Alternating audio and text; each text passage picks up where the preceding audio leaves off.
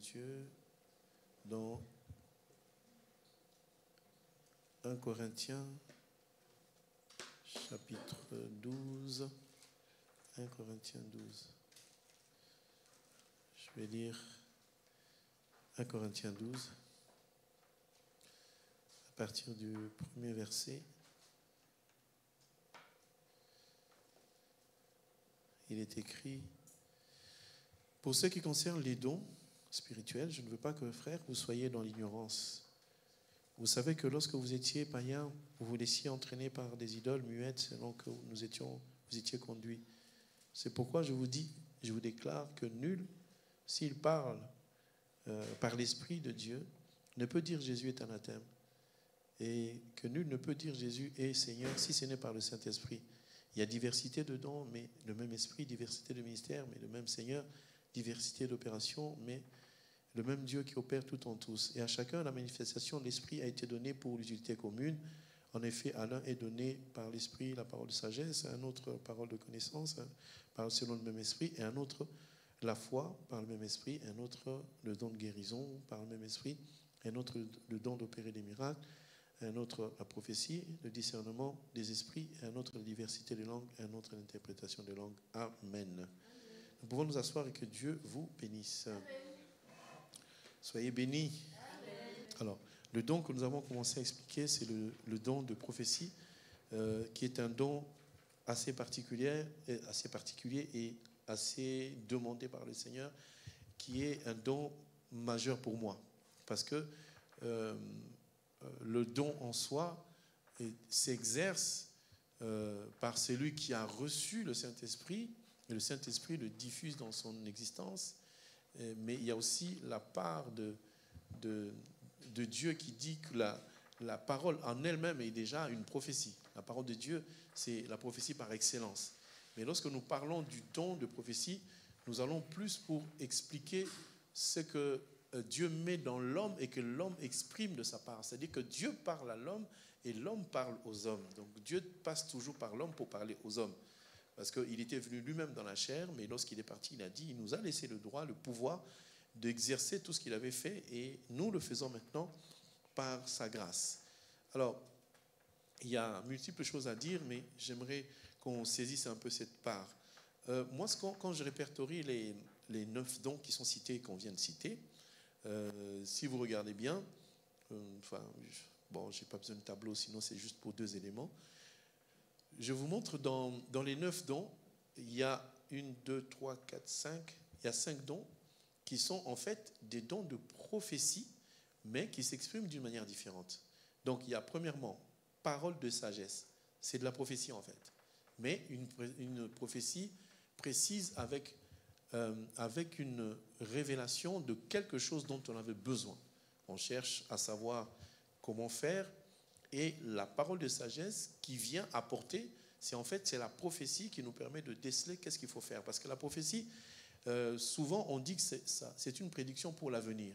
Comprenez que la prophétie en tant que parole, elle nous enseigne des choses à venir, mais aussi des choses passées.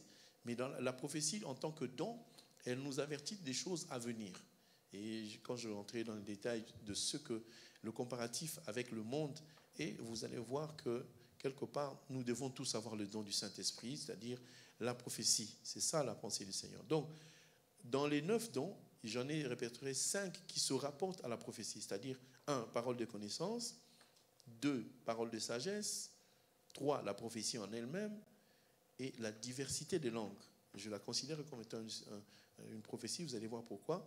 Et 8, l'interprétation des langues. Alors, le don de discernement des esprits, je peux aussi le mettre comme un don de prophétie, parce que le don de discernement des esprits, quand on va le voir ensemble, c'est pour déceler ce que je vois, ce que j'entends, ce que je vois et ce que j'entends. Est-ce que ça vient de Dieu ou pas? On peut voir une réaction, on peut voir quelqu'un agir, on peut voir même quelqu'un prophétiser. Il faut qu'on se pose la question, est-ce que ça vient de Dieu ou pas? C'est ça qui est aussi le don de discernement. C'est comme quelqu'un qui prophétise. Celui qui a le don de discernement doit savoir si ça vient de Dieu ou pas. Mais si ça vient de Dieu, ça veut dire qu'il est aussi en train d'entériner. Vous comprenez le mot entériner? C'est-à-dire, aller dans le sens de la prophétie. Voilà. Donc la prophétie est pour moi majeure. C'est vrai qu'on a besoin des autres dons, mais ces dons-là, vous remarquerez que presque tout le monde les a. Par exemple, le don de foi. Tout le monde doit avoir la foi. Amen. Si tu n'as pas la foi, tu n'es pas agréable à Dieu. Il y a la foi en tant que mission que Dieu nous donne, mais il y a la foi en tant que don. Il y a des gens qui ont le don de foi en permanence. Celui-là, il doit être agréable à Dieu à tout moment. Donc, j'aimerais avoir le don de foi. Mais je pense que tous, nous avons la foi. Mais la foi qui est un don, c'est de croire que la chose que je vois là, qui semble être difficile, elle n'est pas du tout difficile parce que Dieu sait le faire. Le don de guérison, nous l'avons tous. Dites Amen. Hein? Amen. Nous l'avons tous. Je vais vous le montrer. Marc chapitre 16. Nous avons tous ce don-là. Alors Marc chapitre 16, verset 17, c'est écrit « Voici les miracles qui accompagneront ceux qui auront cru. En mon nom, ils feront quoi? Ils chasseront les démons, ils parleront de nouvelles langues, ils saisiront des serpents. S'ils boivent un quelconque breuvage mortel, il leur fera aucun mal. Ils imposeront les mains aux malades et les malades seront guéris. » Voici le don de guérison. Alors, vous avez vu quelque part où c'est marqué « Voici les miracles qui accompagnent les pasteurs ». Donc, une sœur dans l'église peut avoir un don de guérison. Et un jour, je l'ai dit, ça a scandalisé tout le monde. Tu vas quelque part, tu vois un pasteur qui est malade, tu pries pour lui, il est guéri. Tu es une femme, hein? Tu as le don, tu imposes les mains à un pasteur et il est guéri. Il y en a qui m'ont dit, waouh, c'est scandale. Un pasteur, oui, il est pasteur, mais pasteur malade. Donc le don de guérison, il faut l'exercer. Mais nous faisons de la pédagogie pour éviter que ça soit un scandale pour certains, que nous ne puissions pas le faire séance tenante dans une assemblée. Nous le faisons souvent en aparté pour que ça ne soit pas un scandale. Pour respecter aussi la doctrine que la femme ne peut pas prendre l'autorité sur l'homme dans les assemblées des saints. Donc on évite de le faire dans les assemblées. Mais quand quelqu'un est malade, on va le voir chez lui, hein, n'est-ce pas? On va chez lui, sœur, toi tu as le don, impose les mains, on prie, et la personne est guérie. Donc vous voyez que même le don de guérison, nous l'avons tous. Et le don de miracle, nous l'avons aussi. Hein. Dans la même phrase, c'est marqué quoi? Voici les... Nous avons tous le don de miracle. Amen, amen. Donc Dieu nous a donné ça par juste le verset qui dit, voici les miracles qui accompagneront. Donc dans ces versets, il y a les dons de guérison, il y a les dons de miracle, et il y a tous les dons. Si tu bois un quelconque breuvage mortel, il ne vous fera aucun mal. Donc il y a beaucoup de poisons en ce moment, surtout en Afrique, les gens qui meurent. Donc ne va pas là-bas en disant, moi on m'a dit je bois un quelconque breuvage. Non, il faut être prudent. Tu arrives quelque part, il faut vraiment faire attention. Donc nous, on est prudents comme des serpents, doux comme des colombes, mais prudents comme des serpents. On fait l'effort de ne pas manger n'importe où, n'importe comment, n'importe quand, et essayer d'être discipliné. C'est pour ça, des fois, on se met en jeûne comme ça bloque tout le monde. Je suis en jeûne, vous ne me touchez pas. D'ailleurs, ce n'est même pas un mensonge, c'est tout le temps, on est en jeûne. Il faut être en jeûne tout le temps. Donc, vous voyez que le don de prophétie est un don important. C'est un don qui est utile à l'Assemblée et que Dieu lui-même a dit, il veut que tous nous puissions avoir la prophétie. Alors, je suis dans 1 Corinthiens 14, je l'ai dit dimanche. 1 Corinthiens 14, verset 1er dit ceci, recherchez la charité, aspirez aussi aux dons spirituels, mais surtout à celui de prophétie. Donc ce verset scinde les choses en deux, comme j'avais dit. Quand nous recevons le Saint-Esprit, nous recevons et le fruit et les fruits, enfin le fruit, parce qu'il n'y en a qu'un. Le fruit de l'Esprit, c'est l'amour. Dans l'amour, on trouve la joie, la paix, la bénignité, la patience. On trouve tous ces éléments-là parce qu'on ne peut exercer toutes ces choses que par amour. Et la Bible nous montre que même quand on aura des oracles, des miracles, des choses merveilleuses à dire, il faudrait que nous puissions avoir l'amour. Alors l'amour, c'est un élément très important qui nous permet de pouvoir prophétiser avec amour. Alors, juste pour donner un équivalent, les gens qui sont dans la sorcellerie, ils voient aussi. Donc, l'homme est fait de 3 parties. Et la partie que nous voyons tous, c'est la partie physique, visible. Les gens qui sont dans la sorcellerie, ils voient la partie invisible. Ils ne la voient pas dans la totalité, mais ils voient quand même, ils savent. il y a des choses qu'ils perçoivent par des attitudes et des choses qu'ils perçoivent par la lumière. Parce que quand vous vous souvenez que Moïse, quand il montait à la montagne, il voyait Dieu face à face. Et quand il descendait, il était obligé de mettre un voile parce que les autres ne supportaient pas sa présence, le visage. Pourquoi Moïse ne mettait pas le voile sur la poitrine, ni autour de lui, mais il mettait que sur le visage? Parce qu'en réalité, quand nous entrons dans l'esprit, quand nous commençons à avoir le Saint-Esprit sur nous, notre visage devient invisible aux yeux de ceux qui n'ont pas les yeux de Dieu. Donc, si les gens qui sont dans la sorcellerie, pour qu'ils voient, ils ne voient pas avec nos deux yeux physiques, ils voient avec des yeux mystiques. Donc, ils disent que ce qu'on appelle le troisième œil. Vous avez déjà entendu parler? Troisième œil, donc ils ouvrent, il y a un œil là qui s'ouvre et ils voient avec cet œil-là. Il y en a qui disent qu'ils ont les yeux dans le dos, mais ils voient dans l'esprit certaines choses que nous, on ne peut pas voir. Mais quand tu reçois le don du Saint-Esprit, toi aussi, tu commences à voir des choses. Sauf que nous ne voyons pas en permanence, nous voyons de temps en temps selon que Dieu nous appelle à voir. Mais le sorcier, lui, quand il entre dans son monde, il voit tout à tout moment. Maintenant, Dieu ne permet pas aux sorciers de nous voir dans la totalité. Si tu as l'Esprit de Dieu, franchement, quand le sorcier ouvre ses yeux mystiques, quand il te regarde, il ne voit pas ton visage. Parce que ton visage est rayonnant de la présence de Dieu. D'où il ne faut pas pécher. Si tu ne pêches pas, tu peux vivre avec un sorcier pendant des années, il ne te fera rien. Tant que tu vis dans la sainteté, le sorcier ne te fera rien. Et même si tu ne pries pas, quand tu vas dormir, quand il fera ses formules, ça ne te touchera même pas. Je n'ai pas dit de ne pas prier. Priez. Vous comprenez? Des fois, ça t'arrive comme ça, tu rentres à la maison, tu as fait tellement de démarches administratives, tu as fait tout, tu es allé au marché, surtout les femmes qui passent par le marché, elles font tout, et elles arrivent à la maison hyper fatiguées. Une femme, quand elle arrive à la maison, elle a encore un deuxième boulot à faire. Il faut préparer pour le gars qui est sorti, qui va revenir à 2h du matin pour dire il n'y a rien à bouffer ici. Il y a les enfants qui disent maman, il y a trop de sel, maman, les frites ne sont pas cuites, maman, mais faites-le. Vous voyez, la femme, elle continue à travailler, elle est hyper fatiguée, il est 23h, le temps de se mettre à genoux pour prier, elle est partie. Si en ce moment-là, toi le sorcier, tu viens pour l'ensorceler, elle n'a pas prié, tu ne vas pas y arriver.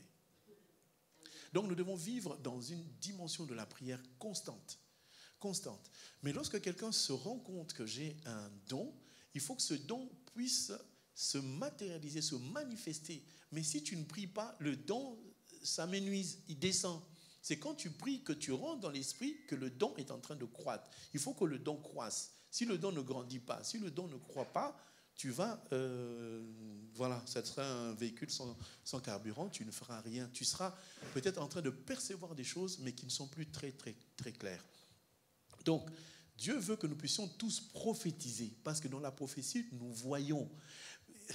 Moi, je dis ceci. Dieu savait qu'à notre époque, on aura des églises, on aura des assemblées comme ceci, et qu'il n'y a pas que des chrétiens qui viendront. Il y aura aussi des sorciers qui viennent à l'église. Ils viennent, et le sorcier, il est toujours... Mais c'est des gens qui sont hyper têtus, parce qu'ils ont des devoirs. Nous, on blague énormément. Vous venez à l'église, bon, tu traînes les pieds, aujourd'hui, le culte, franchement, j'y étais déjà mercredi passé, qu'est-ce que je vais faire aujourd'hui? Ouais, bon, allez, on y va quand même, sinon le pasteur, il va m'appeler, il va me harceler, tu n'étais pas venu, pourquoi? Alors que dans la sorcellerie, si tu ne viens pas, tu es puni. Tu vas payer double. C'est-à-dire que dans chaque réunion de la sorcellerie, il faut amener quelque chose.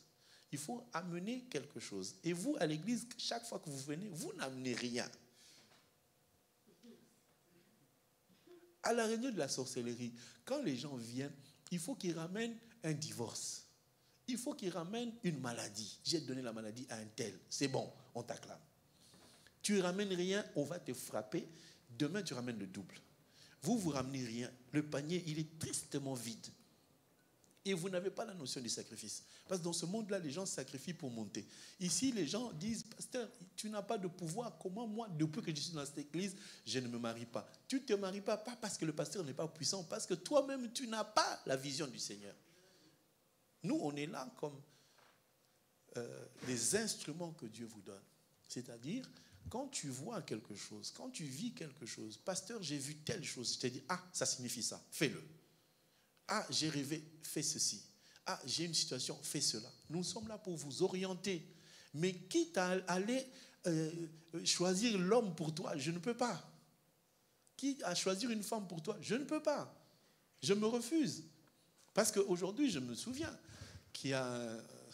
quand j'étais jeune, j'avais pitié pour certains qui n'avaient pas de femme, qui n'avaient pas de moyen de se marier. J'ai fait quelques mariages. Et toi, tu vas bien avec un tel. Et toi, tu vas bien avec un tel. Je me suis défendu en tant que pasteur de marier les gens. Amen. Parce que j'ai compris que ces gens-là, je les ai poussés à se marier. Ils se sont mariés. Et quand ça ne va pas, c'est moi qui paye la facture. C'est toi qui nous as rassemblés. Tu nous as fait, on s'est mariés. Pendant que vous étiez en train de... Vous n'avez pas remarqué que vous aimiez.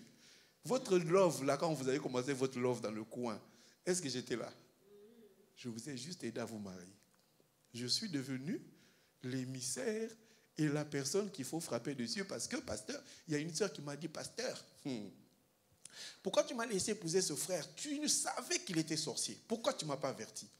Et quand déjà tu savais qu'il n'était pas sorcier, pourquoi tu faisais des bisous à quelqu'un au lieu d'attendre qu'on te donne l'aval?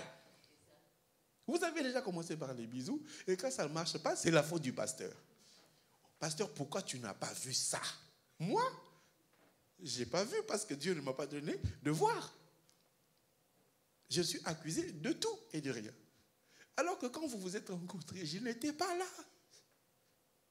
Je ne fais que l'arbitraire et d'appliquer la loi de la parole. Pour se marier, qu'est-ce qu'il faut? J'applique ce qui est écrit. Mais quant à vos sentiments, je ne peux rien appliquer. Est-ce que tout le monde comprend? Maintenant, on m'incrimine en disant, pasteur, pourquoi tu n'avais pas vu? Et quelle responsabilité? J'aimerais dire et calmer toutes les ardeurs du monde que le mariage ne se fait jamais par la prophétie. Oh, Dieu m'a dit. Hein? Dieu t'a dit. Bon, tu as commencé à l'aimer avec les sentiments de Dieu ou avec les sentiments charnels? Je vais détailler quelques éléments de la prophétie. La prophétie ne vient pas pour marier les gens. La prophétie vient révéler ce que l'Éternel dit à ses enfants pour qu'ils entrent dans la vie éternelle. Si tu veux te marier à quelqu'un, regarde bien son visage.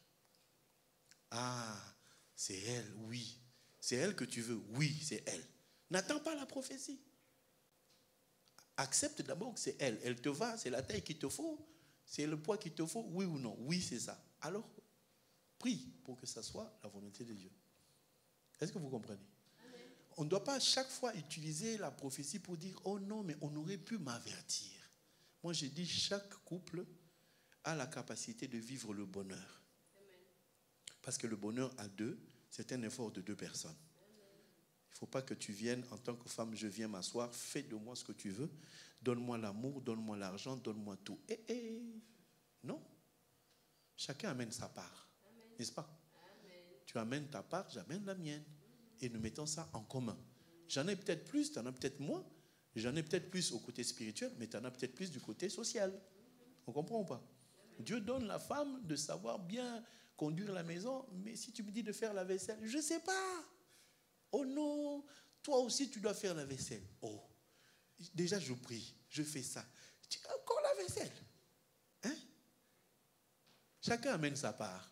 Tu viens avec le don de guérison, je viens avec le don de prophétie. On partage. Amen, amen. N'allez pas dire non, la prophétie, c'est donc, il faut dans le mariage qu'il y a la prophétie. Je fais ça pour enlever un peu les écueils que vous nous mettez chaque fois. Le pasteur doit voir que c'est un sorcier. Oui, moi j'ai vu. Dans certains couples qu'on m'a présenté ici, enfin pas ici, au bureau, ça commence par le bureau, ça ne commence pas devant des gens. Un frère qui est venu me dire, bon, pasteur, j'ai trouvé. T'as trouvé? Oui. Bon, il faut que je la voie aussi. Parce que vous voyez, moi je ne vois pas. Un jour, non, je vais la ramener un jour. Il n'a pas ramené le premier jour ni le deuxième. On a attendu 3-4 mois. J'ai dit, bon, le frère, il m'a dit qu'il a trouvé. Après 4 mois, je vois la personne. Je pose déjà la question, pourquoi ces délais? C'est un temps de quoi ça? Dès que j'ai vu la sœur,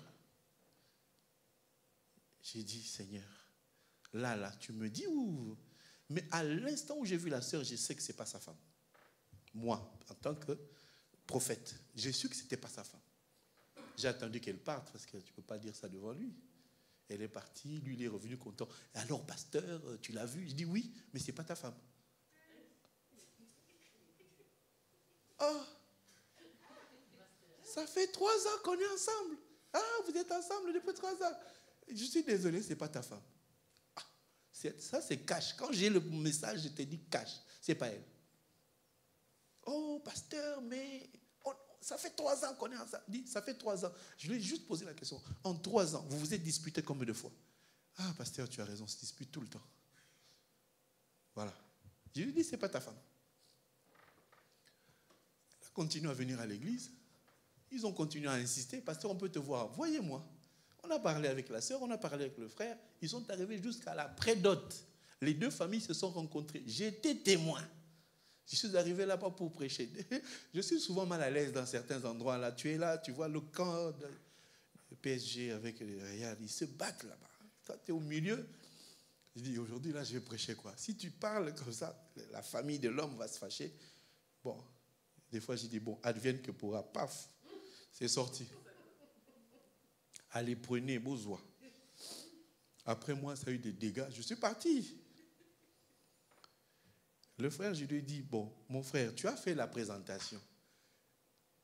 Tu es content, tu as dit, pasteur, tu avais dit, ce n'est pas la volonté de Dieu, mais on a fait la présentation. J'ai dit, ça, c'est la présentation. Cette fille-là, ce n'est pas ta femme. Les années sont passées, le frère a disparu. Le frère a disparu, je ne le voyais plus. Et finalement, c'est maman Chantal qui est allée là-bas. Ils ont retrouvé la maman du frère. Et le frère en question, sa maman a dit, mon fils venait chaque fois me dire, maman, maman, malgré qu'on a donné la prédote, là, le pasteur a dit, ce n'est pas ma femme. Qu'est-ce qui s'est passé? La fille est tombée enceinte d'une autre personne alors qu'on avait reçu l'argent. J'ai tort ou j'ai raison? J'avais vu la prophétie. Mais n'allez pas me multiplier en disant, pasteur, mais tu as vu pour l'un et pas pour nous. Non, je ne suis pas un devin, je suis un serviteur de Dieu. Il y a des moments où c'est du tic au tac, je te dis que ce n'est pas elle. Mais il y a des moments où Dieu me dit, il n'y a rien, je ne sais pas. Et c'est là qu'il faut chercher la volonté de Dieu. Prier. Ne venez pas me mettre dans le dos, pasteur, tu avais dit, tu avais dit. Deuxième cas. Je reçois dans l'église une sœur. Je ne la connais jamais, je ne la connais pas, je ne l'ai jamais vue. Je suis en train de parler avec elle. Comme j'ai le don de prophétie, Dieu me dit, cette femme, elle a un fiancé. Ce fiancé-là, c'est un escroc. C'est un Congolais escroc. Il ne va pas l'épouser. Je la reçois, c'est une Antillaise. On parle, il dit, ma soeur, comment tu t'appelles? Il me donne son prénom. Il dit, bon, je suis désolé, mais le Saint-Esprit vient de me dire que tu as quelqu'un qui va te fiancer. Il est Congolais, mais c'est un escroc. Il ne va pas t'épouser. Et dans ce mariage-là, tu vas souffrir. Fin de la discussion. Elle ne m'a rien dit. Elle est partie et elle avait décidé de ne plus jamais venir à l'église parce que je lui avais donné la prophétie le premier jour où il est venu. Comme Dieu ne dort pas, vous savez que Dieu ne dort pas parce qu'il n'a pas de lit. Moi, avec la prophétie là, j'ai des problèmes. Hein. Avoir un don, je vous dis ça parce qu'avoir un don de prophétie, tu vas avoir des gros problèmes. Demandez-le au nom de Jésus. Amen. Amen. Qui veut le don de prophétie ici? Choisissez-le, mais vous aurez des problèmes. J'ai eu des problèmes. Comme Dieu ne dort pas, je descends à la gare de Vigneux, qui est ma gare à moi. J'entends frère, frère. Ah, moi aussi, je m'appelle Freddy, mais pas frère. Mais bon, je me suis quand même retourné parce que je suis un frère. Je vois la dame. Vous vous souvenez de moi? Je dis, ah, ma soeur, je vois beaucoup de gens. Non, mais dans l'église à Saint-Denis, c'est vous, le premier jour où je vous ai vu, vous avez prophétisé sur moi. Il dit, ah, c'est vous. Vous appelez comment? Ah, bon, l'histoire commence à me revenir. J'ai quitté l'église, je ne viens jamais dans votre église parce que vous m'avez dit que mon fiancé, c'est un escroc. Ah, vous êtes fiancé, madame? Oui. Vous m'avez dit que c'est un Congolais. Je sais que c'est un Congolais, mais comment vous pouvez dire qu'il est un escroc? Parce qu'il est évangéliste. Je dis, ah, dans mon cœur, un évangéliste escroc, il y en a. Il y en a. Déjà, Congolais escroc, c'est pas une... Non, c'est normal. Je sais de quoi je parle. Hein. Non, mais voilà. En plus, on se retrouve à Vigneux. J'habite Vigneux. Ah, vous habitez Vigneux. D'accord, on fait route ensemble. Non, mais vous savez, vous donnez trop de prophéties qui sont fausses. Je dis, hé, moi, Dieu m'a dit que. Voilà. Chemin faisant, elle m'a dit où elle habitait. Elle m'a donné finalement son numéro. Elle s'est apaisée. Elle ne s'est pas mise en colère. OK. On a gardé le numéro. 1 an, 2 ans, elle m'envoie un texto. C'était le 5 décembre, je m'en souviendrai. Elle m'envoie un texto. Ça y est, nous sommes mariés. Vous voyez, j'ai dit quoi? Son mari est un escroc, non? Qui ne vont jamais se marier. Elle m'a envoyé un texto pour me dire, ta prophétie elle est fausse parce que ça y est, le 5 décembre, nous sommes mariés. Bon, le prophète que je suis, j'ai dit, ah Seigneur, quelle honte tu me fais comme ça. Une année après, j'ai un texto, ça y est, nous avons un gosse. Eh Seigneur, j'avais dit que ça ne va pas marcher, j'avais dit que c'est un escroc, mais nous avons un gosse. Ah, la prophétie, la prophétie. J'ai dit à Dieu, je ne doute pas de ce que tu m'as dit. Mais voilà, elle s'est mariée et ils ont un enfant. Ah. Une année après, j'ai un texto, frère, tu peux passer chez moi à la maison? Oh. Elle me redonne l'adresse, j'arrive, c'est à Vigneux, c'est pas loin. J'arrive, je la trouve en larmes, en débandade, qu'est-ce qui se passe? Oh, c'est un escroc. Il m'a escroqué. Il a fait tout ça. Tu sais le genre de mec qui vient chez toi, je suis bien, on prie, il enseignait dans l'église. Il a tout bien fait. Le jour où il a eu sa carte de 10 ans, c'est le jour où il s'est retourné pour dire, bon, je te fais cadeau de l'enfant, de la maison, je prends quand même les clés de la voiture, il est parti. Mais en fait, sa sœur qui venait avec lui, ce n'était pas sa sœur, c'était sa copine, qui est devenue sa femme. Et là, elle-même, elle m'a répété les mots que le Saint-Esprit avait dit, c'est un escroc. 5 ans après la prophétie s'est accomplie. Aujourd'hui, ils ne sont plus ensemble. Parce que le gars, c'était un véritable escroc. Un escroc, ce n'est pas quelqu'un qui vient te dire, je suis un escroc. Il va venir calmement, comme un chat. Il va rester tranquillement. Il attend son temps. Dès qu'il a touché la carte de 10 ans à la main, il a dit, mais il n'est pas parti tout seul. Il a pris même ma voiture, il a pris mes affaires, il est parti avec. Il a dit, je te laisse les enfants. Prends tes cadeaux, je vais en faire avec quelqu'un d'autre. La prophétie, elle peut sortir aujourd'hui, mais son accomplissement, c'est plus tard. Si l'homme de Dieu te dit, calmos, ce n'est pas lui, ne le fais pas. Mais si on n'a rien dit, continue. Vous voyez la prophétie, comment elle est difficile. Il faut être patient parce que dans la prophétie, on va t'insulter, on va te traiter de menteur, on va te traiter d'escroc, de parti pris. Mais si tu es sûr que ça vient du Seigneur, ça finira par s'accomplir. Donc j'ai mis 5 ans pour dire à Dieu, toi là, je t'aime beaucoup, hein, mais des fois on subit. La prophétie, c'est une chose difficile, mais il faut savoir la porter. Il faut savoir accepter ce don, marcher avec et faire confiance à Dieu. Donc, il faut vraiment écouter Dieu.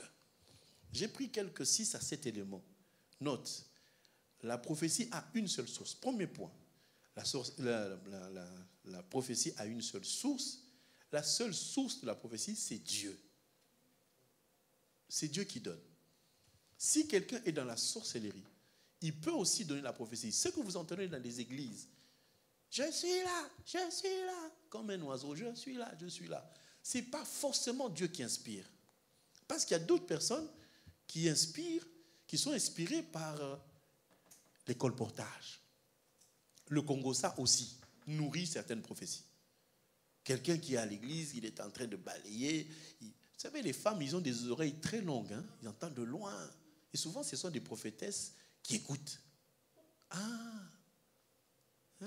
Je suis allé passer devant la gare, j'ai vu la sœur Jeannette avec un frère.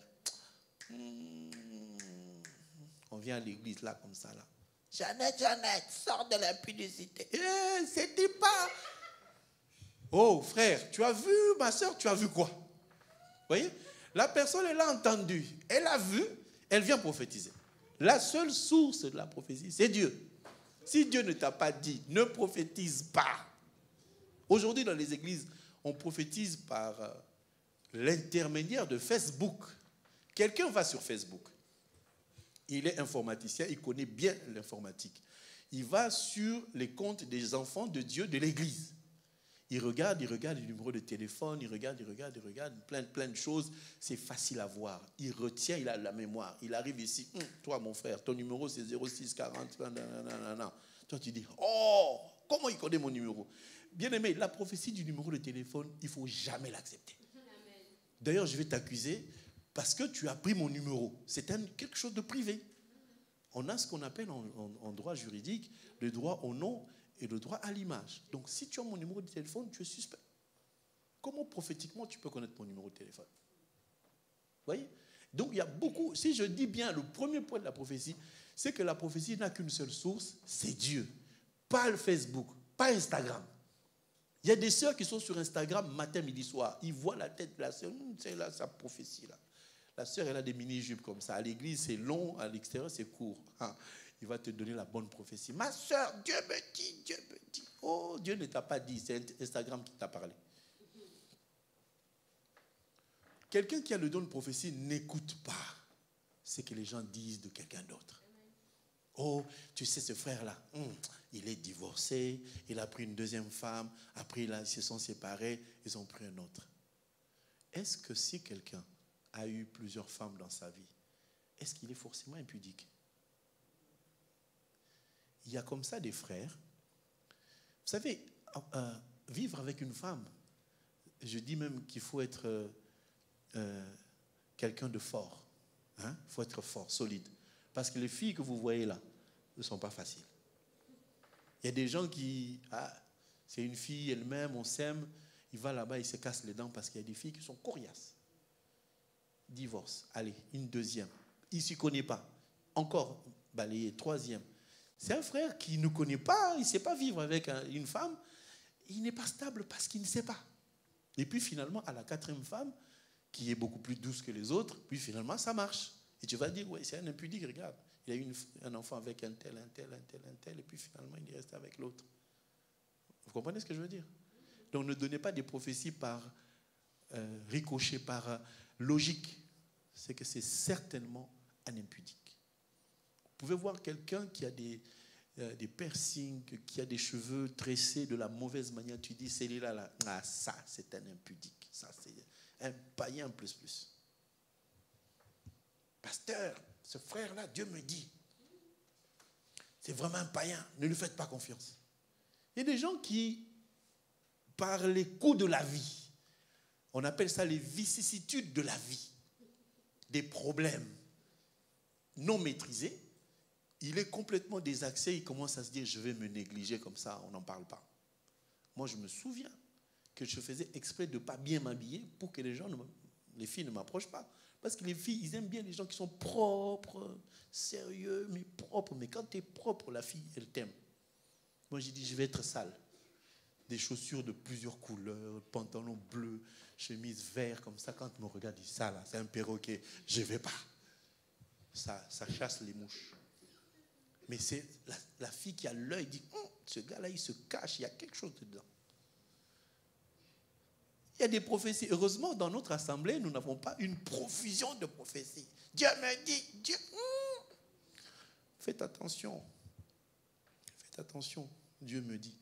J'ai noté même un point. Deuxième point.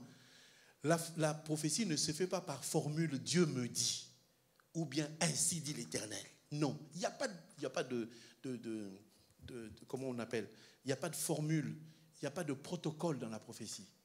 Moi, quand je prophétise, je ne dis jamais que Dieu m'a dit. Je te dis que voilà, ça, c'est pas pour toi. Tu diras, c'est mon avis.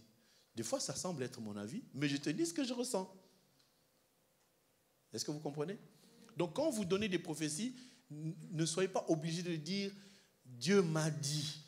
Des fois, ce n'est pas Dieu, c'est toi. Tu veux quoi? Que je change? Dis-moi de changer. Ne dis pas que Dieu m'a dit. Il y a des choses qui sont visibles et plausibles. Troisième point. La prophétie ne se donne pas par quelqu'un qui entre en transe. Donc, on ne doit pas forcément entrer en transe pour donner la prophétie. Parce que la prophétie doit être claire et fluide. Quelqu'un qui parle normalement comme moi, pour prophétiser, je commence à dire je suis là. Oh, quand tu m'appelles normalement, pasteur, tu es là, je peux venir. Mais quand c'est Dieu qui parle, tu commences à bégayer. Pourquoi tu bégayes? Je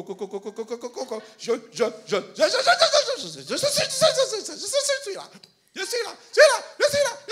Hey, oh. Calme-toi. Parle correctement.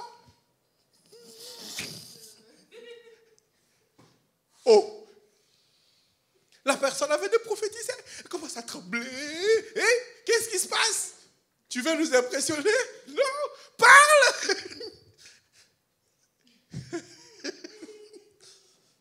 Hey. Quand tu vas dans les églises, les gens sont impressionnés. On avait un frère là, lui pour parler, pour prophétiser. Poroshka.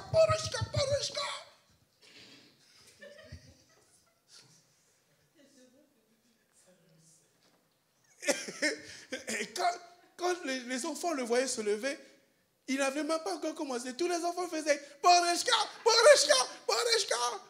Ça y est, la Russie est arrivée. La prophétie n'a pas de formule. Pourquoi vous tremblez pour donner la prophétie? Pourquoi vous bougez comme ça? Non! C'est de l'intimidation. Amen. Est-ce qu'on peut acclamer le Seigneur?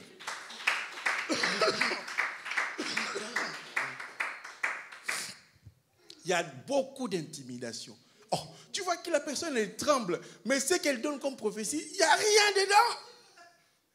Il n'y a rien.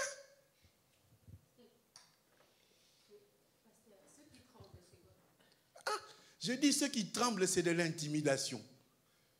Tu ne peux pas avoir un don et parler différemment de quand tu parles normalement. Aujourd'hui, quand je parle, vous m'entendez, non? Quand je prophétise, c'est la même façon. Je te dis, Dieu me dit que, voilà, il y a telle situation, je vois ça. Je parle normalement. En fait, le mimétisme des gens est au point que, on appelle ça le pain du mystère. C'est que les gens pensent que quand je vais trembler, ça sera vrai.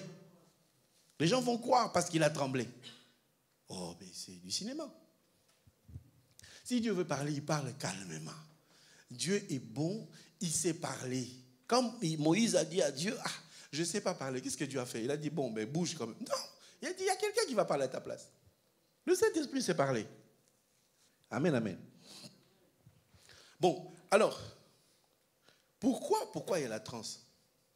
Pourquoi les gens bougent? Bon. On va chercher dans Luc 9. Luc chapitre 9. Je vais prendre le verset 37. Le lendemain, lorsqu'ils furent descendus de la montagne, une grande foule vint au-devant de Jésus. Voici, du milieu de la foule, un homme s'écria, « Maître, je t'en prie, porte les regards sur mon fils, car c'est mon fils unique. » Un esprit le saisit, et aussitôt il pousse des cris, et l'esprit l'agite avec violence, et le fait écumer, et a de la peine à se tenir, de se retirer plutôt de lui, après l'avoir tout brisé. Alors, à votre avis, c'est quel esprit? L'esprit de Dieu ou l'esprit des ténèbres? C'est l'esprit des ténèbres qui agite. Hein? Alors, moi, je me pose la question. Si quelqu'un s'agite comme ça, moi, j'ai un texte qui montre que ce n'est pas l'esprit de Dieu. C'est un esprit impur. C'est à vous de conclure. Hein? Chaque fois qu'on a vu l'esprit agité, allez, on va aller dans la loi. Je viens encore d'avoir une idée. 1 Samuel chapitre 16. 1 Samuel chapitre 16. 1 Samuel chapitre 16.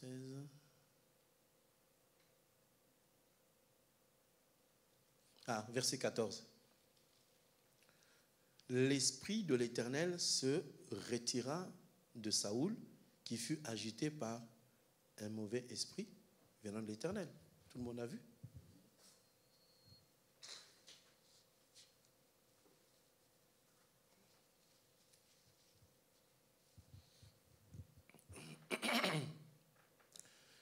Je ne sais pas si vous avez vu. Dans la grâce, on a vu l'esprit agiter un enfant parce que c'était un mauvais esprit. Et là aussi, on dit que l'esprit de Dieu se retira. Et qu'est-ce qui rentre? C'est l'esprit mauvais. Donc, je n'ai pas envie vraiment de conclure que si certaines personnes s'agitent dans l'église comme ça, ce n'est vraiment pas l'esprit de Dieu. C'est vraiment pas l'esprit de Dieu. Moi, vous pouvez conclure avec moi que c'est l'esprit des ténèbres qui agite les gens. Mais en tout cas, l'esprit de Dieu, ça me calme. Alors, on ne va pas contrarier certaines personnes qui vont se dire « Ouais, mais attends, moi, quand je bouge, je sens que c'est l'esprit de Dieu. » Alors, nous prenons, il y a des cas où, bon, je vais éviter toutes les sources, mais je vais en prendre quelques-unes. Prenons le cas où un enfant vient de naître. Comme nous en Afrique, un enfant vient de naître, on lui donne un nom. Tu prends le nom, par exemple, allez, tu l'appelles Annie.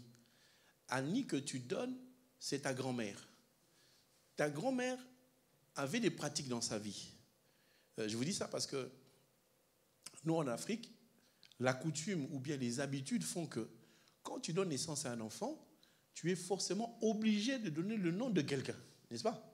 Tu donnes le nom de ton père, ou de ta mère, ou de ta tante, pour honorer une tata que tu aimes beaucoup, tu prends son prénom, tu donnes à ton enfant. Sauf que tu ne sais pas que la tata est une sorcière de premier rang. En donnant le nom à ton enfant, tu donnes l'identité de cette personne. Parce que tu voulais honorer, la tata là, elle m'a aidé, quand on ramassait le manioc, c'est elle qui faisait attention à moi et qui m'aidait. Ok, elle t'a aidé, mais pas sur l'enfant.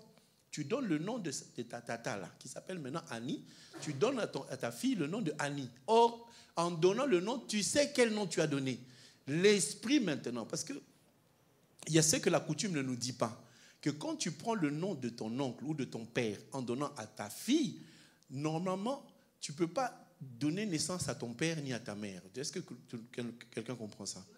En Europe, c'est normal. Hein? Tu peux appeler ton enfant Freddy, ce n'est pas mauvais. Mais la pensée qui est en Afrique, c'est que tu m'as... Je dis ça parce que dans ma coutume, on ne te demande pas quel est le nom de l'enfant, on te demande qui tu as enfanté. Il faut que tu dises « mon père ». Comme ça, j'ai donné le nom de mon père. Mais ici en Europe, comme on n'a pas la même intention, donc tu peux donner le prénom de ta mère, de ton père à ton enfant, c'est pas un souci. Mais comme au village, les gens qui naissent au village, on donne un enfant le nom de la personne qui existe ou qui a existé. Mais si cette personne avait une identité négative, donc tu es en train de prendre l'identité négative, tu mets dans ton enfant. Maintenant, cet enfant est devenu la propriété de celui à qui tu as donné le nom.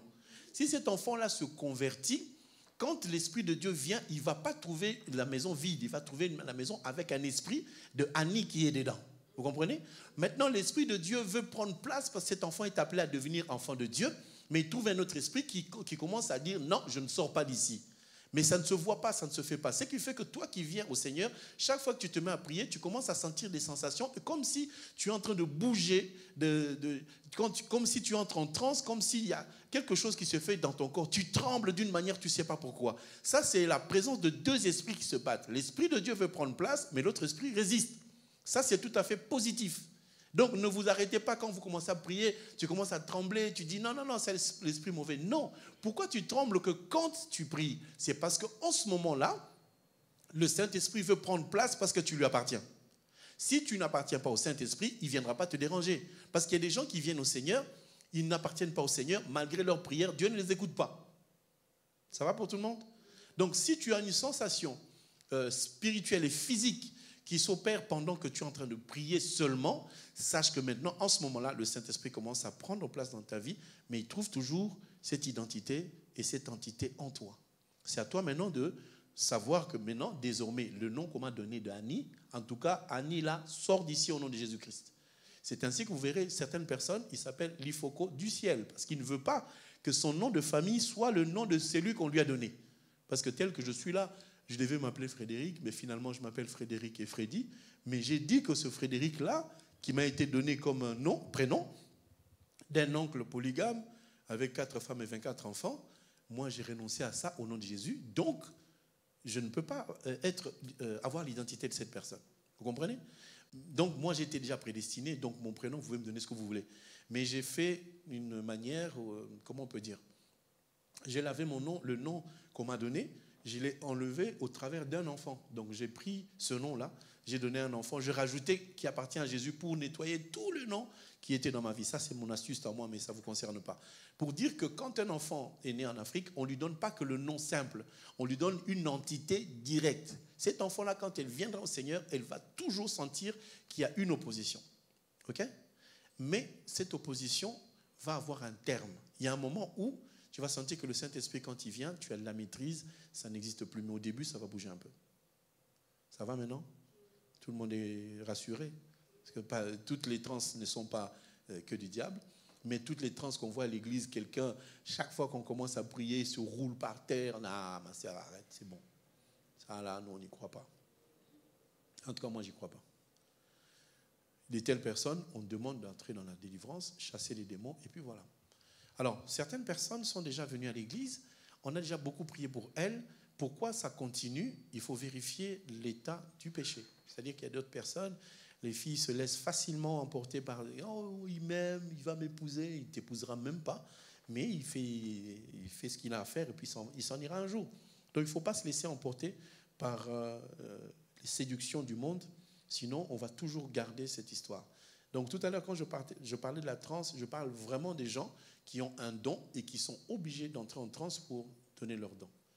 Mais tu peux un jour être dans ta chambre, ça m'est arrivé aussi, tu es en train de prier, à un moment, tu perds le contrôle de ton corps. Et là, tu es agité, non pas par l'esprit des ténèbres, mais agité par le Seigneur, mais de la bonne manière. Je me souviens un jour, on priait, il y avait une femme qui a été saisie par le Saint-Esprit, mais elle est tombée. Elle devait cogner sa tête contre le sol. Mais comme c'était une manifestation de Dieu, il y a eu un frère qui est juste tombé avant qu'elle ne tombe. En fait, le frère reculait, il est tombé et la sœur est tombée sur lui. Donc pour dire que quoi qu'il arrive, même s'il y a une manifestation spirituelle qui se fait, que les gens tombent, les gens ne mourront jamais, ils ne seront jamais accidentés parce que c'est le Saint-Esprit qui contrôle. OK? Cela dit, si un jour il y a parmi nous quelqu'un qui fait une manifestation, ne commencez pas à crier, c'est un démon. Il faut discerner. Voilà pourquoi il y a un don de discernement. Je vous ai donné des états, des différents éléments, mais ne prenez pas tout pour raccourcir en disant, dès que vous allez voir une sœur commencer à... c'est une sorcière. Non, pas du tout. Ce n'est pas du tout une sorcière. Si les sorciers peuvent s'exprimer, souvent ils le font dans la discrétion parce qu'au final, on saura qui ils sont. Donc souvent, c'est discrétion. Donc je vous avais donné 3 points, c'est ça? Oui. 4e point, la prophétie se fait par analogie de la foi. Romains 12, la prophétie, elle doit se donner par analogie de la foi. Analogie de la foi. Romains chapitre 12, je crois que ça doit être le verset 6. Romains 12. Donc, ceux qui ne connaissent pas la parole de Dieu, entre guillemets, ne peuvent pas prophétiser. Il faut prophétiser par analogie de la foi. Voilà, c'est ça. Verset 6. Romains 12, verset 6. Puisque nous avons des dons différents selon la grâce qui nous a été accordée, que celui qui a le don de prophétie l'exerce selon l'analogie de la foi. Là, la foi, ce n'est pas la croyance. Là, la foi, c'est la connaissance, la parole de Dieu. Donc, la prophétie ne peut pas se faire en dehors de ce qui est écrit. Je prends toujours cet exemple pour essayer de calmer tout le monde, parce qu'il y a des gens qui ont la prophétie. J'ai entendu une prophétie, mais vraiment dans une grande église, on disait au pasteur que ta femme, Dieu l'a appelée à devenir évangéliste. Bon, comme une femme ne peut pas prêcher, comment la prophétie peut-elle confirmer qu'une personne est évangéliste? Et j'ai un groupe dans lequel le monsieur a donné des prophéties à tout le monde. Vous êtes des prophétesses, vous êtes des apôtresses. C'est pas par cette voie-là. Dieu ne peut pas consacrer quelqu'un de cette manière-là. Hein. C'est quand des gens entrent en prière, la parole de Dieu, la prophétie peut sortir en disant « Mettez-moi de même à part Paul et Silas ». Là, c'est dans un cadre de prière.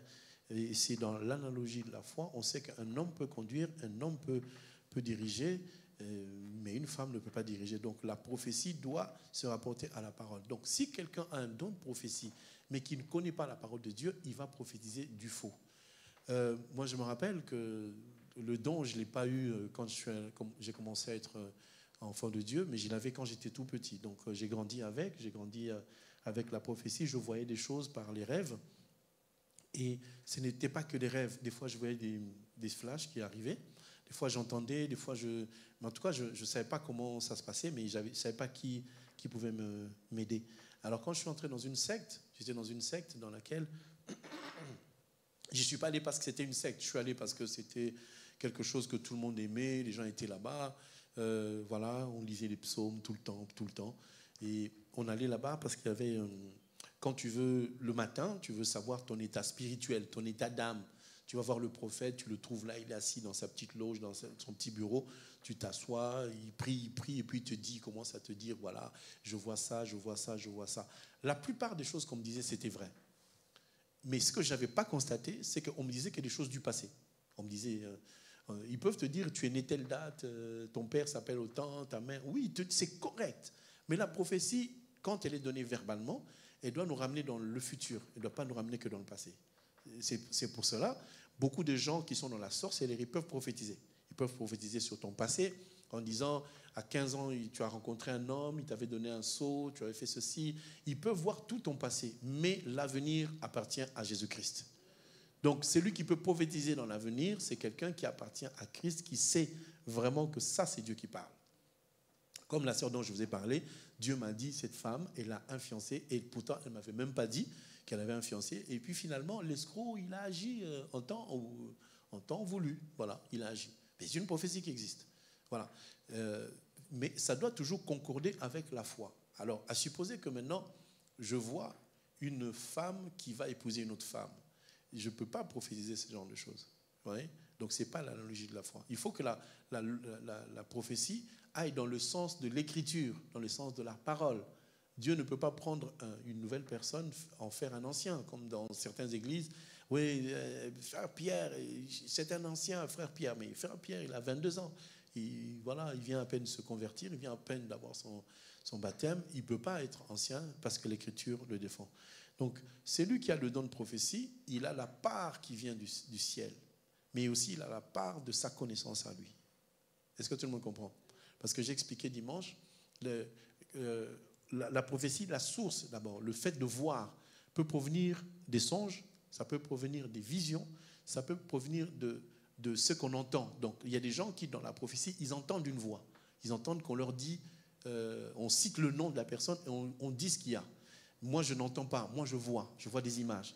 Je vois comme un film, on montre une chose. Mais ce que l'on voit, c'est souvent en énigme. Comme c'est une prophétie, on voit quelque chose en énigme. C'est à force de lire la parole, de connaître la parole, d'approfondir la parole, que l'énigme trouve son sens. Hein? Je ne sais pas si vous comprenez. Alors, les gens qui n'ont pas la profondeur de la parole, dès qu'il fait un rêve, il voit quelqu'un nu, il prophétise. Je t'ai vu tout nu, ouais, t'es sorcier. Je ne suis pas sorcier quand même. Donc, être nu, ça ne signifie pas être dans la sorcellerie. Donc, il y a plusieurs choses qui arrivent. Donc, la prophétie n'est pas quelque chose de linéaire. Je ne voulais pas dire. Il y a des prophéties linéaires, il y a des prophéties cycliques. Ça, c'est autre chose. Mais la prophétie n'est pas protocolaire. Donc, telle chose, ça signifie ça. Telle chose, ça signifie ça. Non. Dieu peut te montrer un arbre. Tu vois un arbre avec des fruits. Tu vas prophétiser quoi ? Dieu me dit, je vois un arbre, planter des arbres. Non, ce n'est pas ça.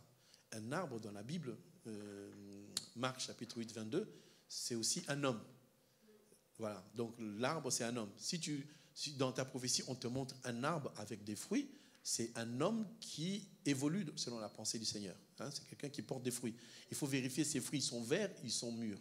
S'ils sont verts, Dieu est en train de demander à cette personne d'avancer, de cultiver, de se battre pour que ça avance.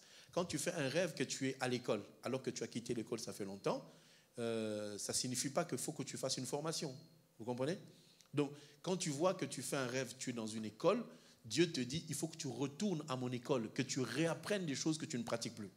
Parce que 1 plus 1, ça fait toujours 2, mais des fois, il faut qu'on te remette à apprendre c'est quoi l'amour. Il y a des gens qui qui ont progressé dans l'œuvre de Dieu, mais qui manquent l'essentiel, parce que l'essentiel, la base de l'enfant de Dieu, c'est d'aimer son prochain. Amen. Ce n'est pas de prophétiser. Vous verrez que la plupart des gens qui prophétisent sont mauvais cœur. Alors que la base, c'est d'abord d'apprendre à aimer son prochain. Et quand quelqu'un a de l'amour, sa prophétie a les 3 rôles. Si tu n'as pas l'amour, tu ne vas pas utiliser les 3 rôles. À supposer que vous vous êtes fâché avec une sœur, vous ne vous entendez pas. Elle s'habille comme toi, elle fait comme toi, et voilà, ça devient ta rivale à l'église. Le jour où Dieu va te montrer la prophétie, et d'ailleurs, ce n'est même pas la prophétie, c'est ta haine qui pousse à voir des choses sur elle. Quand tu vois des choses comme ça, tu risques de prophétiser avec la haine. On ne prophétise jamais avec la haine. Même si c'est ton pire ennemi, il ne faut jamais prophétiser. D'ailleurs, si tu ne t'entends pas avec quelqu'un, s'il y a une prophétie, tu dis à Dieu, ne me la donne pas, donne à quelqu'un d'autre parce que je vais prophétiser du mal de quelqu'un. Sachez que toute personne qui a utilisé la prophétie pour mentir, elle sera punie par le Seigneur. Alors, je m'étonne que dans l'église, il y ait des gens qui mentent avec la prophétie. Et ça, c'est grave. On peut recevoir une prophétie sans assurance, mal interprétée. Là, on a reçu, mais c'est mal interprété. Mais qu'on ne reçoive rien et qu'on dise que Dieu m'a dit, ça c'est grave. Est-ce que ça va pour tout le monde? Alors, le 5e élément, je viens de le dire, on ne doit pas mentir dans la prophétie. La prophétie, on ne doit pas mentir. On doit dire la vérité. Si tu n'as pas reçu la prophétie, ne la donne pas. Moi-même, je reçois des prophéties que je ne donne pas pour éviter que ça fasse des amalgames. Si tu vois qu'un frère, une sœur ne s'entendent pas et que Dieu te donne la solution à la prophétie, ne la donne pas. Donne-la au pasteur, débarrasse-toi, va-t'en, laisse le pasteur gérer l'histoire. Parce qu'il y a certaines prophéties, quand tu les reçois. Moi, par exemple, j'ai reçu une prophétie d'une sœur qui était avec nous. Pendant qu'elle était avec nous, elle faisait des rêves. Pasteur, je t'ai vu en blanc, oh là là, tu me tenais la main, tu étais toujours positif, tu étais toujours bien. Le jour où elle a quitté l'église, elle dit aux autres, je rêve, le pasteur, il est tout nu, il est sorcier. Et elle a embarqué une moitié des gens qui disent que le pasteur Freddy, c'est un sorcier. D'ailleurs, vous savez que je suis sorcier, non? Le sorcier, c'est celui qui détruit les œuvres des autres. Donc, je détruis les œuvres de la sorcellerie, donc je suis un sorcier pour eux. Parce que les sorciers, entre quand ils se voient, ils ne s'appellent pas « Oh, salut sorcier ». Non, ils s'appellent bon genre. Et c'est nous les pasteurs qui sommes les sorciers pour les sorciers. Et ils se disent, ils sont bien. Enfin, quand le sorcier te dit que ton pasteur est un sorcier, comprends que lui, il n'est pas sorcier dans sa nature. Enfin, il ne s'appelle pas sorcier, il appelle sorcier, c'est lui qui dérange ses œuvres. Donc nous devenons, si tu vois quelqu'un qui te dit, le pasteur Freddy c'est un sorcier, sache que je fais mon travail comme il faut.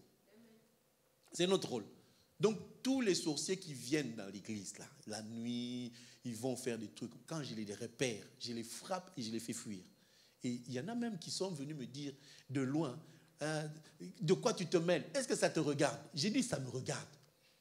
Elle vient à l'église, ça me regarde. Oh, elle a quitté l'église, même si elle quitte l'église. Je suis allé combattre pour quelqu'un qui a quitté l'église, qui m'a d'ailleurs insulté. Mais j'ai combattu pour que les sorciers ne la touchent pas. Vous savez ce qui affaiblit certaines personnes qui quittent l'église?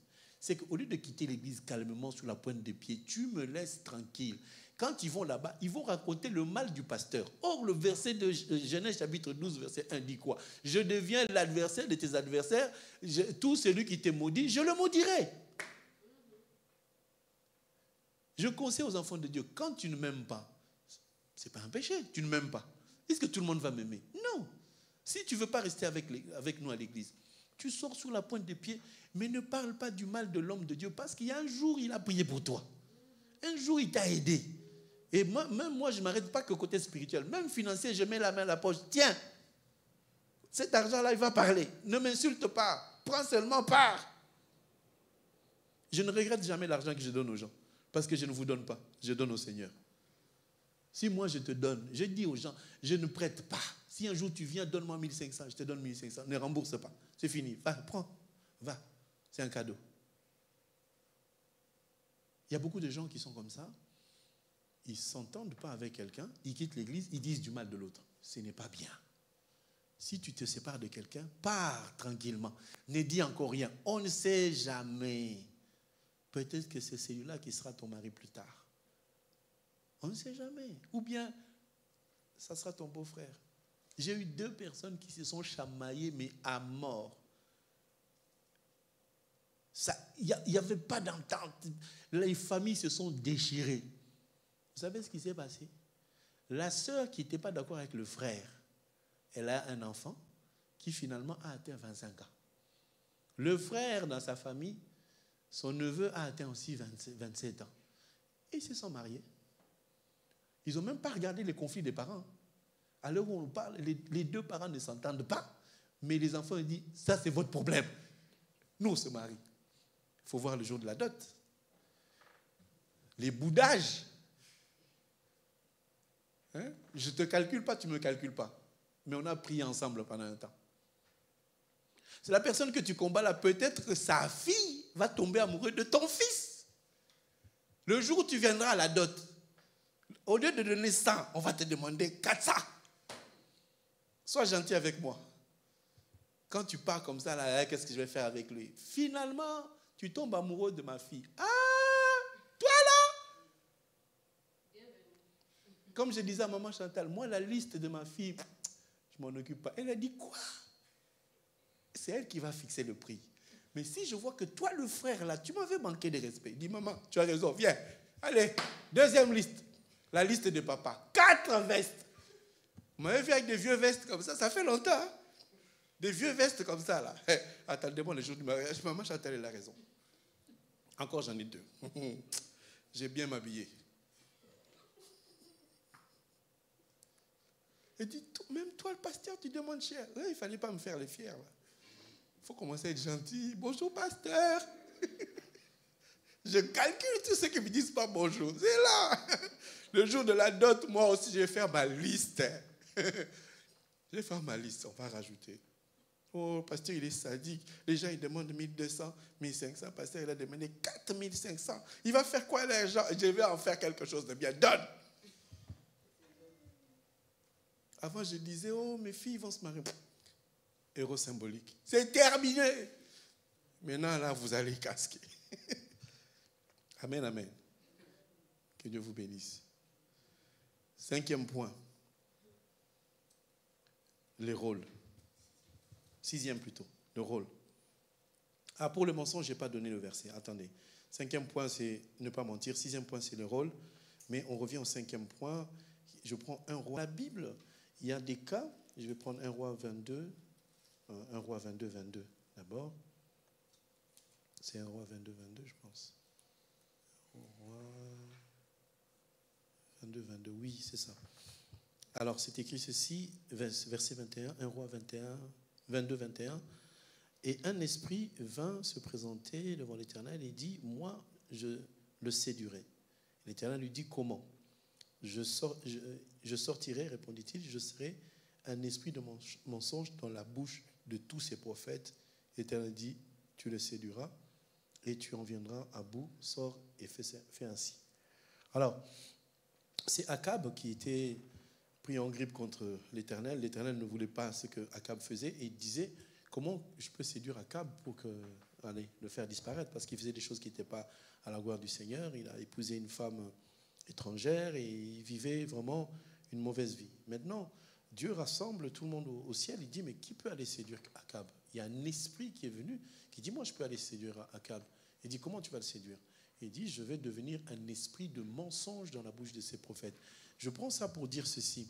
Il y a beaucoup d'églises dans lesquelles il y a les prophètes ont un esprit de mensonge au lieu d'avoir un esprit de prophétie. Ils doivent prophétiser, vivre l'honnêteté de la parole, mais ils prophétisent des mensonges. Donc, si la Bible nous dit d'examiner chaque prophétie, c'est parce que dans beaucoup de prophéties, il y a le mensonge. Les gens prophétisent pour avoir quelque chose, pour séduire les gens. L'esprit de mensonge existe dans beaucoup d'églises. Parce que Dieu nous dit de prophétiser selon l'analogie de la foi, de la parole. Nous devons donc comprendre que ceux qui n'ont pas l'analogie de la foi, ils sont complètement dans le mensonge. Et le mensonge, c'est quelque chose de très mauvais. Essaye d'imaginer que vous aimez bien fiancé, c'est pour ça que je reviens souvent sur ça, mais c'est aussi plus expressif que quand on dit chercher du travail. Vous savez, le travail, tu peux te tromper de travail, n'est-ce pas? Tu peux avoir un travail, tu vas changer, n'est-ce pas? Mais le mariage, c'est quelque chose qui est difficile, parce que si tu as raté, tu ne peux plus changer. Le divorce est interdit dans la parole, vous le savez. Il ne peut pas y avoir de prophétie, divorcez-les, séparez-les. Non, la prophétie a dit que personne ne sépare ce que Dieu a uni. Donc, avant de se marier, il faut réfléchir sur ça. Mais imagine-toi que quelqu'un qui prophétise, en fait, c'est des choses qui arrivent. Le pasteur aime une sœur, mais il n'a pas le courage de parler à la sœur. Il n'a pas le courage. Mais il va lui dire. Non, il a peur. Il ne sait pas parler. Le pasteur, il a peur. Il sait prêcher, mais il ne sait pas dire à une femme que je vais t'épouser. Finalement, il y a un frère qui dit au pasteur, non, la sœur, moi, je vais l'épouser. Ah, le pasteur dit, ouh là là, il va me gâcher mon... Voilà. Mais non. Prophétiquement. Ce n'est pas la volonté de Dieu. Ta femme est en Afrique, ta femme est à Lyon, ta femme est à Marseille. Il t'envoie loin à Marseille comme ça. Tu vas là-bas chercher ta femme, alors que ta femme, véritablement, elle est là parce que le pasteur aime cette femme. C'est parce qu'ici, il n'y a pas. C'est parce qu'ici, on ne prophétise pas que vous ne croyez pas ce qu'on est en train de vous dire. Il y a des églises dans lesquelles le pasteur, il prophétise. Il te prophétise, non, ce n'est pas ta femme. Dieu m'a dit, j'ai prié, Dieu m'a montré, ce n'est pas elle. Va chercher quelqu'un d'autre. Parce que le pasteur voit la sœur, il dit, c'est elle qui sera ma femme. Si tu es intelligent, tu ne quittes pas l'église, 5 ans plus tard, tu vois le mariage. Ah, pasteur, tu avais des plans. Aujourd'hui, dans l'église, les gens, ils mentent, mais tranquillement. Mais voilà, le pasteur a menti, il a dit des choses, mais tout le monde l'a attrapé mensonge. Mais l'église continue, il y a des gens qui continuent à venir dans l'église. Votre pasteur est menteur, mais non, il n'a pas menti, c'est bon. Ah, mais on dit qu'il a un enfant à tel endroit. Non, vous critiquez toujours les gens. La prophétie ne doit pas mentir, mais il y a des gens qui mentent dans la prophétie. Et ça, c'est très dangereux. Parce que vous imaginez, si vous voulez réfléchir avec moi, quand on vous enseigne la parole, vous avez du mal à croire, mais quand on vous prophétise, vous acceptez directement. Vrai ou faux? Vrai ou faux? Dites vrai. Quand quelqu'un vient comme ça, surtout quand il fait cet esprit vient me parler, alléluia, alléluia. Hey, Dieu me dit, tu vas accepter à la minute. Parce qu'ils savent qu'il va t'intimider avec la transe et tout. Voilà, Dieu me dit, j'entends, je vois. Dieu me dit, voilà. C'est pour cela, même en matière de mariage, n'écoute pas une seule prophétie. Il faut qu'il y en ait 2 ou 3.